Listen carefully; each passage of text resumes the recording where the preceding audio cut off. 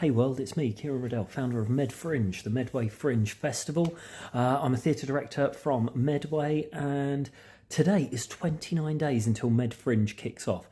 So excited, we're putting so much work in it, making sure it's going to be a huge success. And since there's only 29 days to go until the festival starts on the 4th of July, I thought I'd tell you about all the shows, all the events that we have got on in the first weekend of the festival. So, 4th of July, Medway Fringe kicks off with the massive Chatham Carnival. Thousands of people will be descending, tens of thousands of people will be descending on Chatham to see the parade. There'll be a stage, there'll be performances there. Some of the acts from MedFringe will be showcased there. Headlining Chatham Carnival will, of course, be Kit the Musical, which is fantastic. There'll be lots of other people there doing lots of other shows, showing their faces, handing out their flyers. So that's the 4th of July. There's going to be loads of stuff on. That's run by Chatham Town Centre Forum. It's been on for a couple of years now, but is the launch event for MedFringe this year. Then, in terms of comedy, you have got, on the 4th of July, up at Fort Luton, we've got Nathan Cassidy. Anybody who knows Nathan from the comedy circuit, he's well established. He's an interesting comedian. If he's up your street, he's doing two shows. We've got Nathan Cassidy from the Ashes, and we've got Nathan Cassidy Ew.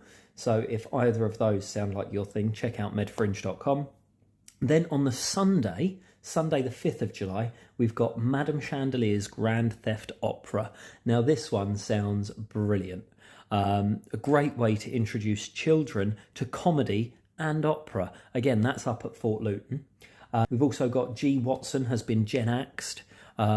G. Watson is very funny, quite new on the comedy circuit, but is doing a lot at this year's MedFringe, including some showcases later on that are for people who may not have done a Fringe before, but somewhere to see a bit of the flavour of what's going on at the festival. So he's on at the Queen Charlotte on the 5th. And then in terms of theatre on that Sunday, we've got Misery and Apples. That's about the fact that we're exposed to death in so many different guises in terms of TV programmes, books and things like that.